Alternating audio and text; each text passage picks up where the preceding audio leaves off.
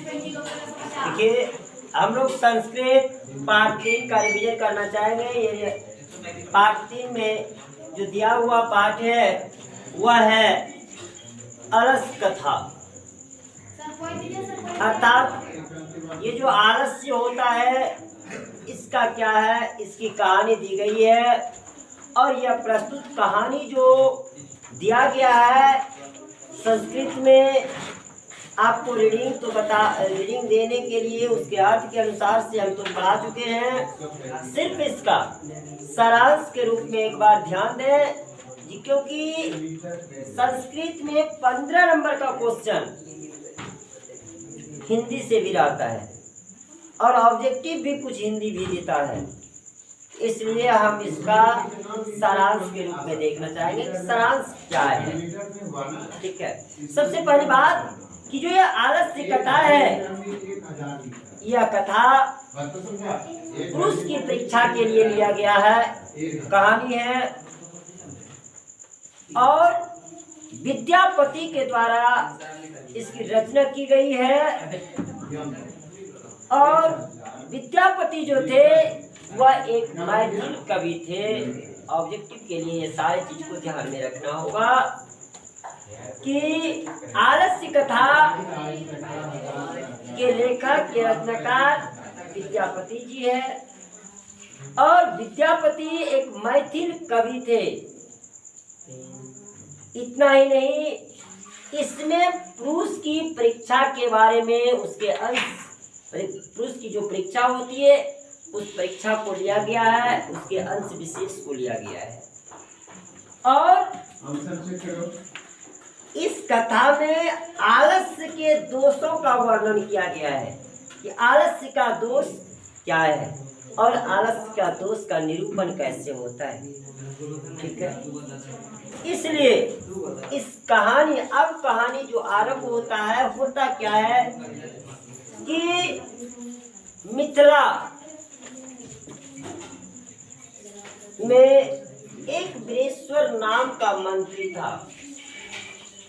और उस मंत्री ने, जो कि अनाथ थे, जो निसहाय थे, जो अपंग थे, उनके लिए उन्होंने वस्त्र, आभूषण, भोजन, ये सारे दान के रूप में देना चाहते थे।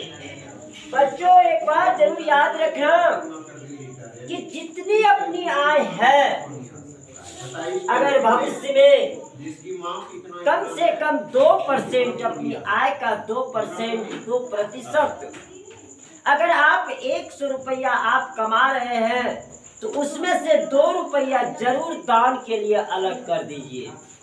ऐसे तो 5% कहा जाता है। नहीं कीजिए 5%, लेकिन 2% आप उसको दान की पेटी में डाल दीजिए। 5% बचा के अपने कर्तव्य निष्ठ के लिए रखिए।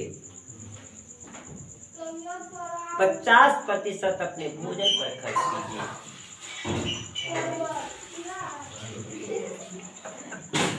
तभी आप आगे चल करके एक अच्छे व्यक्ति के नाम में आएंगे।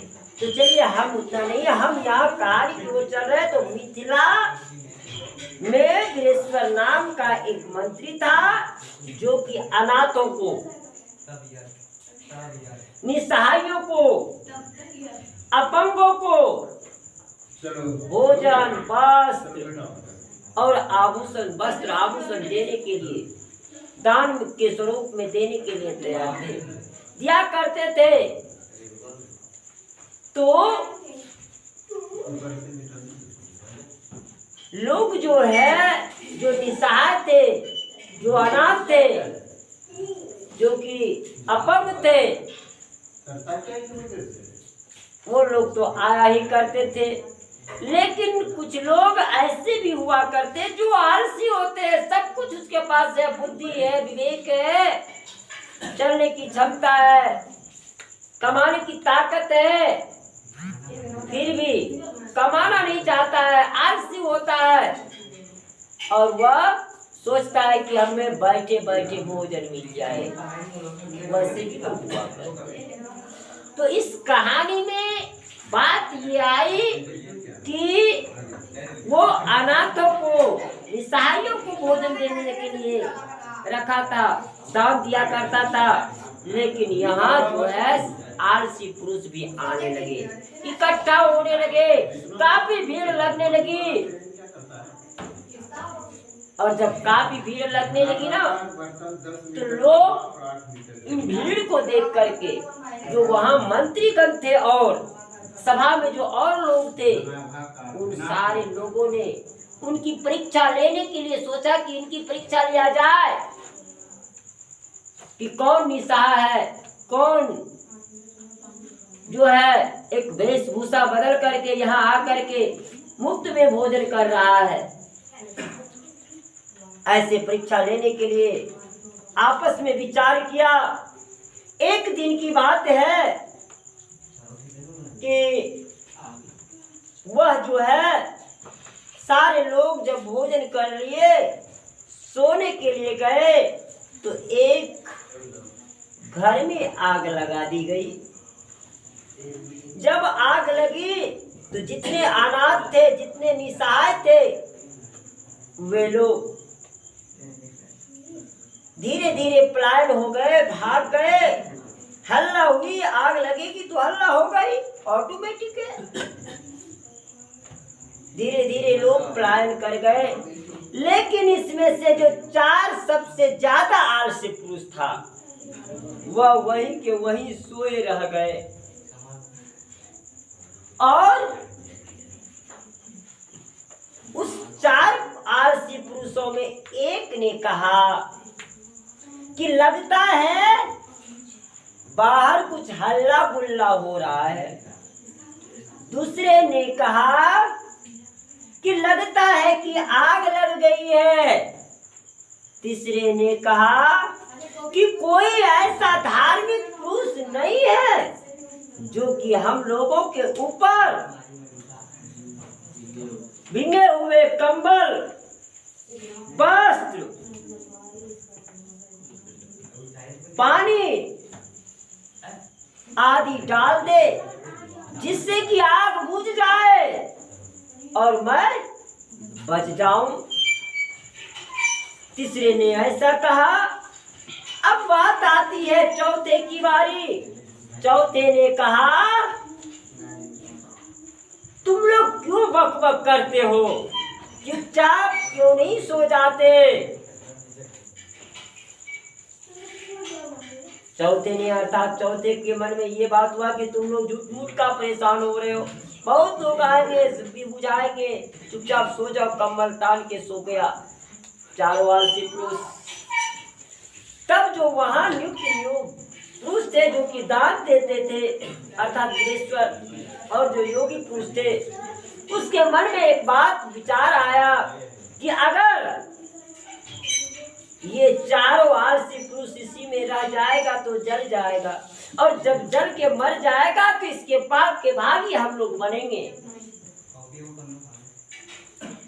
ये मन में सोचा और उन 4 आलसी पुरुषों का केस मतलब समझते हो, बाल को पकड़ करके घसीटते हुए उस घर से बाहर कर दिया। इस प्रकार से 4 आलसी पुरुष आग से जलने से बच गए और उसे बाहर करके बहुत सारा वस्त्र, आभूषण और भोजन दे दिया कि तुम सब दिन आलसी ही रहो, जाओ। उसको विदा कर दिया। इसीलिए कहा भी गया है कि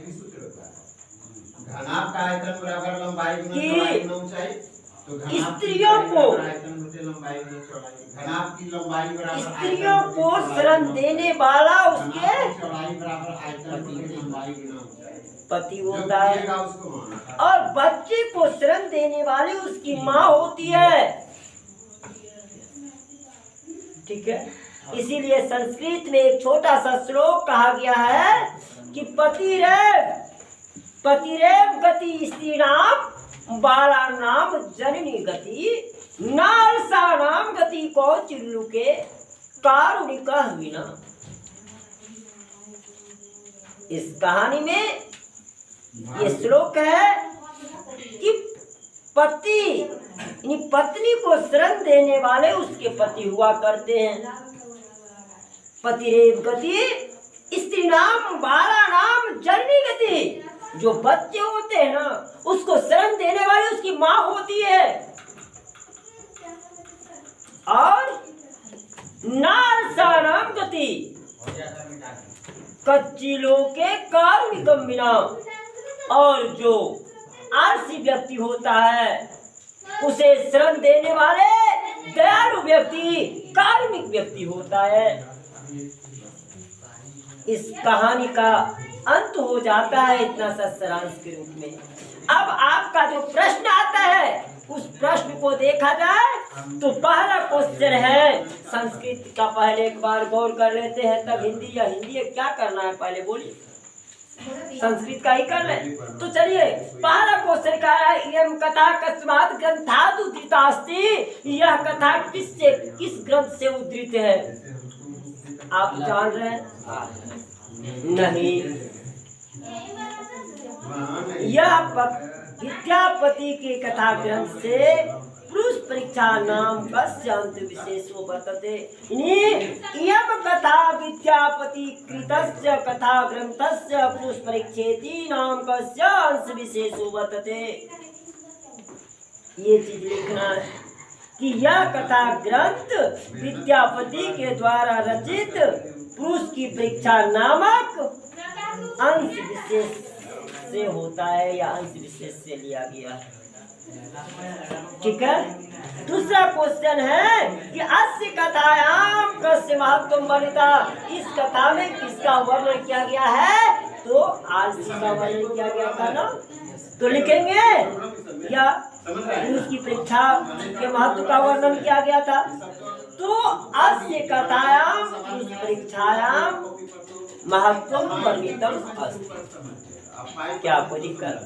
ये कहा कि अस्य कथायाम कस्य महत्वम वर्णितम अस्ति, इस कथा में किसके महत्व का वर्णन है?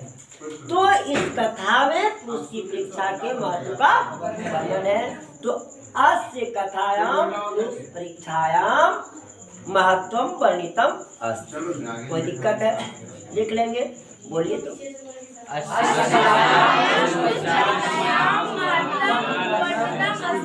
हो जाएगा कि यह कथा किसके महत्व का, इस कथा में किसके महत्व का वर्णन किया गया है?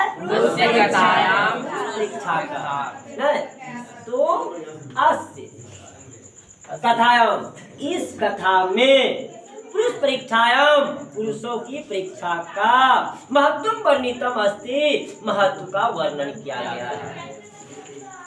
कोई दिक्कत? अब देखिए 2 नंबर क्वेश्चन कह रहा है कि अस्य कथायाम रचनाकार को, इस कथा के रचनाकार कौन थे? विद्यापति अभी बताए थे आपको, इसलिए हिंदी को याद रखिएगा तो बहुत सुंदर से आसान से आंसर हो जाता है कि इसको लिखेंगे संस्कृत में अस्य कथायाम विद्यापति रचनाकार अस्ति, आसित, अस्ति नहीं, अस्ति लिखेंगे तो हार हो गया, था ना, विद्यापति तो भी जिंदा नहीं ना है, जो कि है आसित हो जाएगा, था। समझ में आ रहा कि अस्य कथायाम विद्यापति रचनाकार आसित, वो दिक्कत। तो बताइए अस्य कथायाम रचनाकार का, अब देखिए 2 नंबर क्वेश्चन कह रहा है यम कथा किम शिक्षयति, इस कथा से हमें क्या शिक्षा मिलती है? इस कथा से हमें शिक्षा मिलती है कि आलस्य नहीं करनी चाहिए। हिंदी पर तो अस्य कथायाम शिक्षयति आलस्य न करिष्यामि। कोई दिक्कत है क्या? इसलिए कोई संस्कृत बिल्कुल आसान है, दूसरी मातृभाषा है हमारा, सिर्फ हमको उसका हिंदी क्वेश्चन क्या करा उसकी हिंदी को समझना होगा। जैसे कहा कि हम कथा किम शिक्षयति, इस कथा से हमें क्या शिक्षा मिलती है, तो इस कथा से हमें शिक्षा मिलती है कि आलस्य नहीं करना चाहिए। तो वही चीज लिखेंगे, आज से कथायाम शिक्षयति आलस्यम न करिष्यामि, हो गया। क्या कोई दिक्कत, वो लिख लेंगे। अच्छा, इसी को थोड़ा सा चेंज कर देगा क्वेश्चन। यहाँ जो अस्य कथा है ना, उस जगह में कर देगा क्या कि आलस्य कथा किम शिक्षयति, कोई दिक्कत है। और क्वेश्चन जब भी ये क्वेश्चन करेगा तो इयम नहीं करेगा, यह कथा। तो अभी तो हम ये कथा पढ़ाए तब नहीं ये कथा, वहाँ इयम के जगह आलस्य ही जोड़ेगा। आलस्य कथा शिक्षत, आलस्य कथा किम शिक्षयति। तो हम लिखेंगे कि आलस्य कथा शिक्षति आलस्यम न करिष्यामि। समझ में आ गया, कोई दिक्कत है, लिख लेंगे ना, ऐसा क्वेश्चन आएगा तो। अब देखिए, विद्यापति कह आसित, विद्यापति कौन थे, तो लिखेंगे विद्यापति मैथिल कवि थे। अभी तुरंत बताए ना हिंदी सारांश में कि विद्यापति एक मैथिल कवि थे, तो वही लिखेंगे विद्यापति मैथिल कवि आसित। क्या लिखेंगे, विद्यापति मैथिल कवि आसित। अब चलिए अगला क्वेश्चन आपका कह रहा है कि आलस्य कथायाम कस्य दोषस्य वर्णनम अस्ति। आलस्य कथा में इस दोष का वर्णन किया गया है, आलस्य के दोष का। तो आलस्य कथायाम आलस्य दोषानाम वर्णनम अस्ति। कुछ नहीं, बिल्कुल आसान से लिखेंगे, ठीक है। क्या लिखेंगे, अस्य कथायाम आलस्यम दोषानाम क्या वर्णनम अस्ति। कोई दिक्कत, बोलिए तो क्या लिखेंगे। अब देखिए आपकी किताब में जो 6 नंबर क्वेश्चन में है कि मिथिलायाम मंत्री का आसित, मिथिला के मंत्री कौन थे, ईश्वर थे। तो लिखेंगे मिथिलायाम मंत्री, मिथिला के मंत्री कौन थे, ईश्वर थे। अब देखिए, कह दृष्ट्वा सर्वे धूर्ता पाल्यति, किसको देखकर धूर्त लोग भी पलायन हो गए थे, घर में आग लगने को देख करके ना थे। तो वही लिखेंगे कि ततो गृहे लग्नम, ततो गृहे अग्नि लग्नम प्रविद्धि मग्नम दृष्ट्वा धूर्ता सर्वे पालिता। सभी लोगों ने वहाँ घरों में आग लगे हुए देखकर भाग गए थे।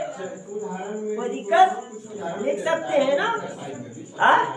अब देखिए आगे है कि आलस्य बुद्ध क्या है, बहुद्रव्यम ना, आलस्याम बहुद्रव्यम दृष्ट्वा तद्योगी ब्राह्मण।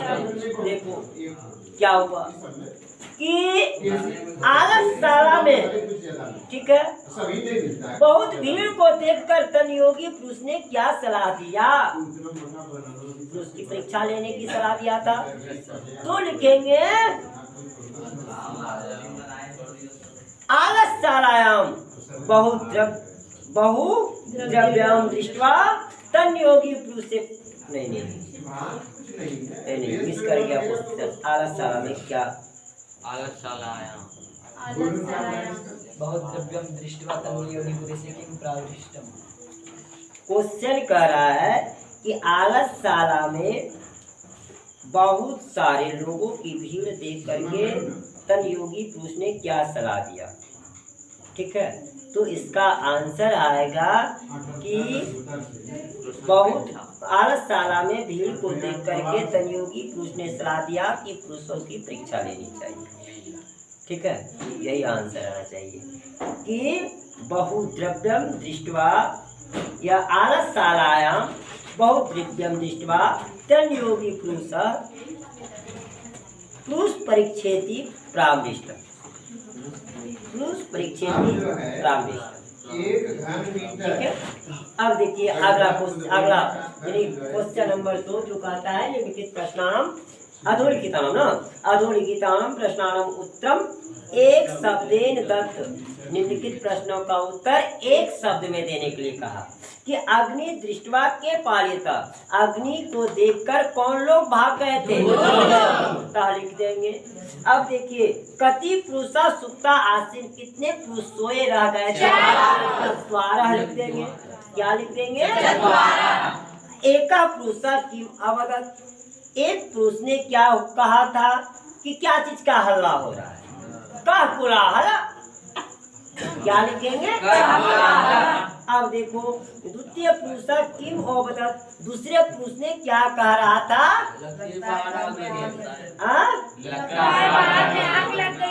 गृहे अग्नि लग्नो अस्ति, लगता है घर में आग लग गई है। गृहे अग्नि लग्नो अस्ति, गृहे अग्नि लग्नो अस्ति। अच्छा, घर में आग लग गई है। दूसरे ने कहा था कि घर में आग लग गई है। अब है कि तृतीय पुरुष की मोहब्बत, तीसरे पुरुष ने क्या कहा? तो लिखेंगे कि को अपनी तथा धार्मिको नास्ति, क्या कोई धार्मिक नहीं है? धार्मिक पुरुष नहीं है। ठीक है। अब देखो चतुर्थ पुरुष की मोहब्बत, चतुर्थ पुरुष ने क्या कहा था? तुस्निम कथम न तिष्ठत ना, तुस्निम कथम न तिष्ठत। चौथे ने कहा था कि काय बक बक करते हो, चुपचाप सो जाओ। तुस्निम कथम न तिष्ठत, समझ में आ रहा? तुस्निम कथम न तिष्ठत, समझ में आ रहा? अब देखिए वीरेश्वर कह आसीत, वीरेश्वर कौन था? मंत्री। तस्य स्वभावम किंकी समास्ति, उसका स्वभाव कैसा था? दानशील था, दयाशील था। तो दानशीला कारुणिका कुछ भी ले दे।